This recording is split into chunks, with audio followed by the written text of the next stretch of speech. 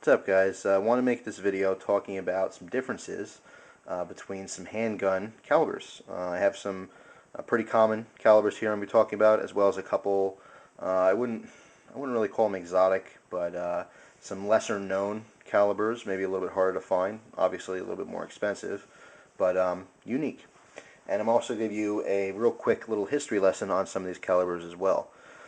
What I have here is a piece of paper with all my ballistic stuff and information printed out so that I can read it to you. However, that's pretty boring to stare at either my face reading or this little piece of paper, which my camera probably can't pick up the details anyway. So that's why I put this here. I know you're thinking, what the hell is that? That is a paperweight. It's something for you to look at. I don't know. Got this a long time ago. Sometimes I find myself just staring into it. I don't know, it's weird. But it's also preventing my paper from flying across the room because I have the fan on. So it is dual purpose. So feel free to stare at this paperweight as I read you some ballistic stuff. I'm going to be comparing, like I said, some common rounds and some not so common rounds. I'll be talking about the 38 Special, 9mm Luger, 45 ACP, 357 Magnum, 40 Smith & Wesson, 45 Gap, 357 SIG, 10mm, and just for giggles, the 50 A&E. I actually have these listed in three different groupings. The top grouping here has all the information on each caliber, and I actually have that listed from the least amount of energy all the way up to the most energy, and that's actually how I just read it to you. I'll go back over that in a minute. The second one here, I have these listed from the smallest caliber bullet to the largest, and then the last little list here is the oldest caliber to the newest. In other words, when they were invented, the most, not most used, the longest use as opposed to what's pretty much new to our society. This might be boring to some of my viewers, if you're tuning in for knives and Zippos and stuff. This will probably be really boring unless you really, really like this paperweight. This is more for my gun guys. More or less, not really for my gun guys, because a lot of my people who watch my videos for the gun stuff, for the most part, kind of know about a lot of this. This maybe is for people just getting into guns. It's a learning process for me, and as I learn things, I like to share it with you. And I got a little bit of new information while doing some research on these calibers. Alright, so let's just jump into it. How I have this listed on the top list here is I have what the round is, I have the year it was invented, or available to public, I guess, its country of origin. Then I have how big the grain size is for the smallest caliber, or smallest possible round in that caliber. I'll talk about that in just a minute. Then I have the feet per second, and of course the muzzle energy in foot-pounds. That's basically how much energy it has when it's leaving the end of your barrel. Now, grain size. Bullets are measured in grain size.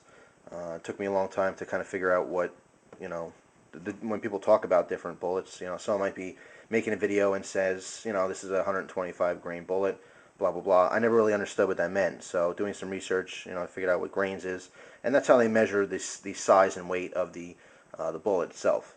Now, when I did this ballistic information, let me try to explain this so you can understand. The information I went by is on the very smallest round available for that caliber. In other words, I'll give you one example. 38 Special. I have 110 grain round here in this ballistic information. 110 grains is the smallest bullet, as far as I know, as you can get for that round. Of course, they make hot loads in 38 Special, meaning that there's more powder, there's bigger, bigger actual bullets themselves. But this is going to be the smallest available for each caliber, so that you guys know these are basically the least powerful and smallest type of bullet per caliber. I hope that's not too confusing. In other words, what I'm saying is if I say 38 Special has 950, it comes out 950 feet per second, that's the very lowest it can possibly come out. There are, of course, a lot of different 38 Specials that can go faster, and they have more energy. But to make this kind of an accurate comparison between each other, I wanted to do the very smallest round. So hopefully you guys understand what I mean. So anyway, here we go. 38 Special. Now, 38 Special was invented in 1902 in the United States of America. 110 grain bullet travels 950 feet per second, and has 220 foot-pounds of energy when it hits the target. Well, actually, not when it hits the target, but when it leaves the very end of the barrel. That's out of all the calibers that I listed before, that's the least amount of power in that caliber. Next up from that is 9mm Luger, or just more commonly known just as 9mm. That was invented in 1903 in Germany. A 95 grain bullet will travel 1,250 feet per second and have 330 foot-pounds of energy. Next up is the 45 ACP. That was invented in 1911 in the U.S. The 45 caliber round was actually invented for the 1911 style guns. So a little bit of information there. And obviously they're called 1911s because they were invented in 1911 by Colt. But anyway, 45 ACP, 165 grain bullet will travel 1,060 feet per second and have 410 pounds of energy. Next up is 357 Magnum. 357 Magnum was invented in 1935 in the U.S. and that for a 110 grain bullet, it'll travel 1,295 feet per second, but also have 410 pounds of energy. So both the 45 ACP and 357 Magnum, in their smallest loads, will have the same energy. However, the 357 Magnum is traveling, let's see, about 225 feet per second faster. So it is a faster round than the 45 ACP. But again, in the smallest loads, they have about the same energy. Actually, exactly the same energy. Alright, the next round is the 40 Smith & Wesson. 40 Smith & Wesson is kind of a new round, somewhat new. It was invented in 1990 in the U.S. 135 grain round will travel 1,190 feet per second and have 420 foot-pounds of energy. Next is the 45 GAP. GAP stands for Glock Automatic Pistol. This was invented, obviously, by the makers of Glock in Austria in 2006. So quite a new round. It's only been around 3 years now. 135 grain bullet will travel 1,400 feet per second and have 488 pounds of energy. 357 SIG was invented in 1994 in the U.S. 115 grain bullet will travel 1,500 feet per second with 575 pounds of energy, foot-pounds. Next is 10mm. 10mm was invented in 1983 for the U.S. 135 grain bullet will travel 1,400 feet per second with 588 pounds of energy, foot-pounds of energy. 10mm is just, it's a beast of a round. Actually, the 10mm, again, it was invented in 83, I believe by Jeff Cooper, and wanted to use it for different military applications, and they found it to be a little bit too wild. It was too much energy, too much recoil, and that's actually why they invented the 40 Smith & Wesson. The very popular 40 Smith & Wesson round is basically a shortened 10mm. And again, the Smith & Wesson, the 40 Smith & Wesson was invented in 1990. So a little bit of interesting information there. All right, and then for kicks, again, the 50 A&E. 50 A&E. A&E stands for Action Express, I believe. The 50 A&E is what your Desert Eagles shoot. Now, Desert Eagles are, you know, they're chambered for different rounds. There's some Desert Eagles that shoot 357, I believe 44 Magnum. But the popular ones that everyone wants and everyone talks about shoots the 50 A&E, which is just ridiculous. Also extremely expensive. Of course, you know, people are familiar with the Desert Eagles because they're featured in a lot of different shooting video games.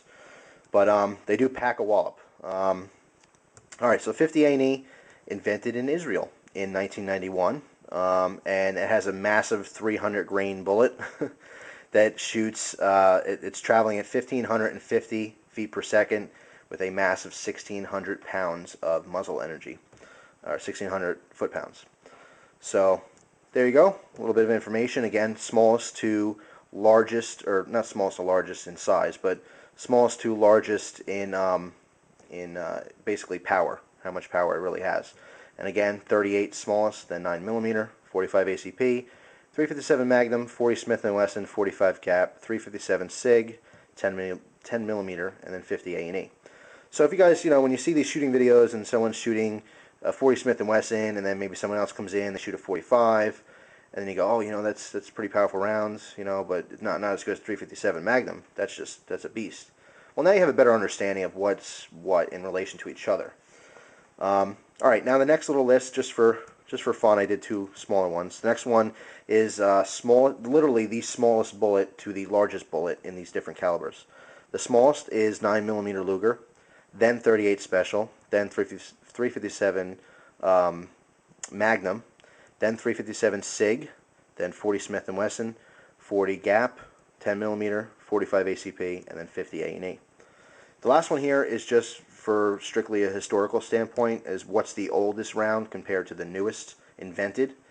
38 Special is the oldest in this list, invented in 1902, 9mm, 1903, 45 ACP, 1911, 357 Magnum, 1935. So interesting to me, I thought that the 38 Special was invented pretty much the same year as the 357 Mag. And originally I had thought, or I guess assumed, that the 357 Mag came out first. But doing this little research, I was proven wrong. The 38 Special was invented, let's see, in 1902, so that would be 33 years before the 357 Magnum was invented. So pretty interesting. 10mm came out in 1983, 40 Smith & Wesson, 1990. The 50 A&E came out in 91, 357 SIG came out in 94, and 45 Gap came out in 2006. So still a pretty new round. So there you go. Hope you guys enjoyed that little bit of information there. Hopefully it wasn't too boring. Maybe I picked a cool paperweight to look at. Or maybe you just got nauseous staring at it. I don't know. But anyway, just some information I want to get out there. Maybe kind of bring people up to speed as to what's what in comparison to each other. Maybe give you a better understanding and idea of what might suit you for perhaps a concealed carry round, or caliber of your choice. Certainly opened my eyes up to different things. I made a lot of false assumptions prior to actually researching different ammunition, and now I know the facts, and so do you. So thank you very much for watching, as always, and hope you enjoy the rest of your day. Take care.